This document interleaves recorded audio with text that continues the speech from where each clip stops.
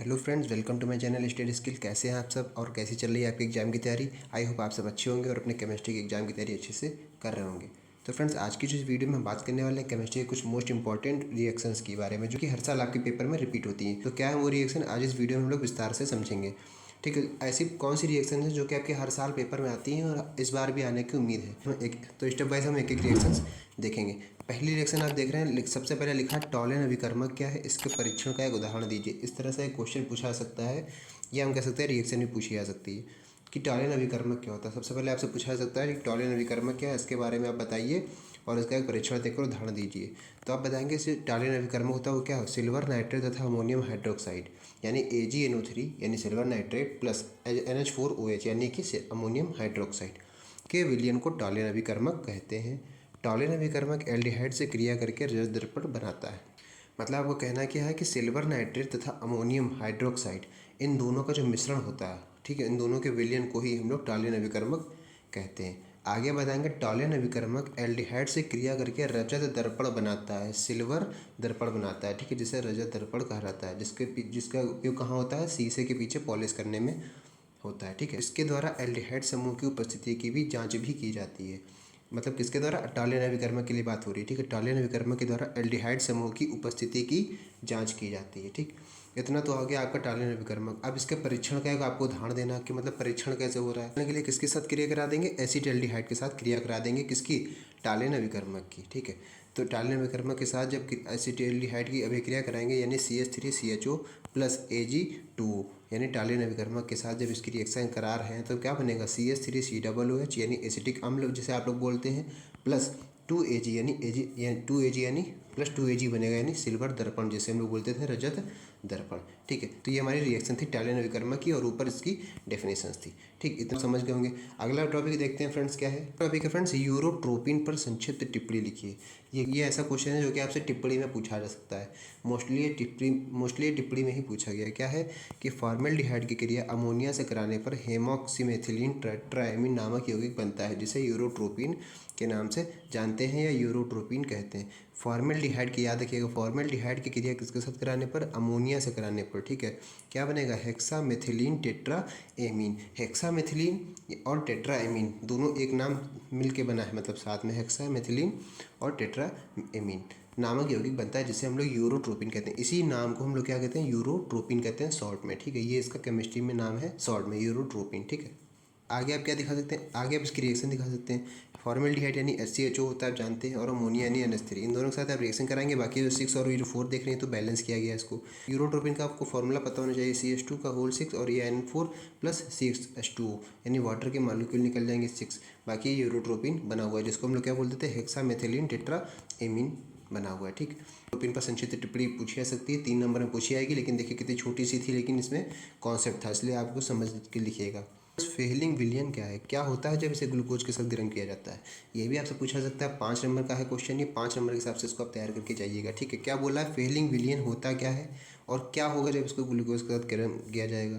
तो आप बताएंगे फेहलिंग विलयन यानी CuO एक रासायनिक अभिकर्मक है जो जल में विलेय कार्बोहाइड्रेट के लिए परीक्षण के रूप में प्रयोग किया जाता है।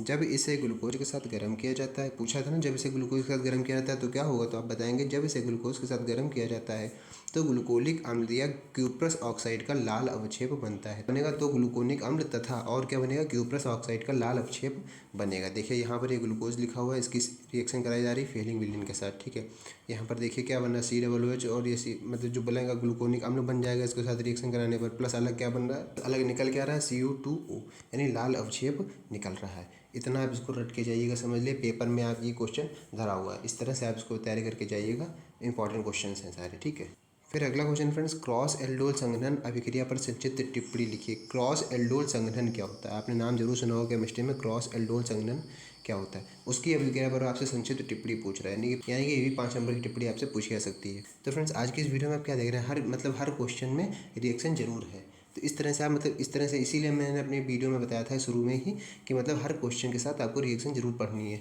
रिएक्शन देंगे तभी आपको पूरा नंबर मिलेगा। ठीक है, जैसे मान लीजिए 4 नंबर का अगर प्रश्न है, ठीक है, अगर आप रिएक्शन नहीं लिख रहे हैं तो आपको मुश्किल से 2 ही नंबर मिलेगा।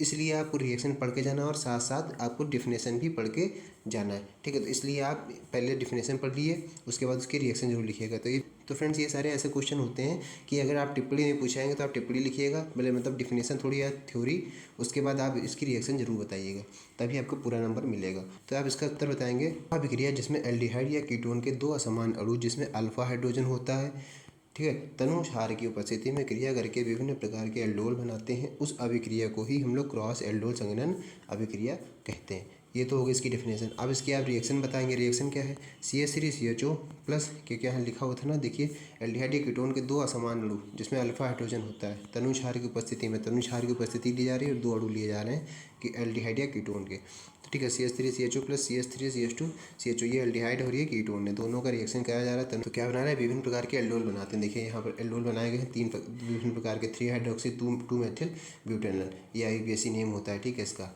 तो इस तरह से रिएक्शन बनाई जाएगी, अब दिखा दीजिएगा। तो ये क्रॉस एल्डोल संघनन अभिक्रिया है, ठीक। आगे अगला क्वेश्चन देखते हैं फ्रेंड्स फार्मेलिन क्या है, इसका उपयोग लिखिए। फार्मेलिन क्या है, फार्मेलिन क्या होता है, देखिए फार्मेलिन में आप बताएंगे, फार्मेलिन फॉर्मेल्डिहाइड का जलीय विलयन होता है। फार्मेलिन जो होता है वो फॉर्मेल्डिहाइड का जलीय विलयन होता है, जिसमें फॉर्मेल्डिहाइड की अधिकतम सांद्रता कितनी होती है, 40% होती है। जिसमें जो फॉर्मेल्डिहाइड की जो अधिकतम सांद्रता होती है, जितना मतलब मिला हुआ होता है उसमें कितना होता है, 40% तक होता है। बाकी फॉर्मेल्डिहाइड का ये जलीय विलयन होता है, ठीक। इस तरह और आप बता देते हैं इसका उपयोग पूछा गया ना, तो इसका उपयोग लिखिए। ये भी आपसे 3 नंबर में पूछा सकता है, तो टिप्पणी में भी पूछा जा सकता है। याद रखिएगा, पेपर में आपके सबसे लास्ट में ऑप्शन होता है टिप्पणी लिखिए, निम्न पर टिप्पणी लिखिए, तो उनमें सब क्वेश्चन जरूर आ सकते हैं जो कि आज इस वीडियो में मैंने आपको बताए हैं। तो ध्यान से पढ़ के जाइएगा, अरे क्वेश्चन मोस्ट इंपॉर्टेंट है आपकी टिप्पणी के लिए, ठीक है। तो इसका उपयोग आप बताएंगे, पहला मृत जीवों के परिरक्षण में, ठीक है, मतलब यानी कि मृत जीवों के परिरक्षण में भी किया जाता है। सेकंड है कार्बनिक अभिकर्मक के रूप में।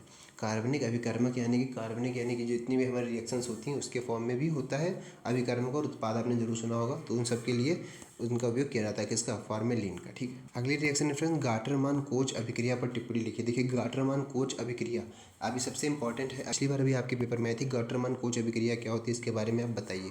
तो आप बताएंगे तो इसका उत्तर आप बताएंगे कार्बन मोनोऑक्साइड तथा HCl के मिश्रण को निर्जल AlCl3, ठीक है, यानी निर्जल AlCl3 की उपस्थिति में 90 डिग्री वायुमंडल दाब पर बेंजीन में प्रवाहित करने पर बेंजील्डिहाइड बनता है। इस अभिक्रिया को ही हम लोग गाटरमान कोच अभिक्रिया कहते हैं। जो गाटरमान कोच अगर अभिक्रिया आपसे पूछी जाएगी तो आपको ये तो पहले थ्योरी लिख देनी है, फिर आपको छोटी सी रिएक्शन बता देनी है।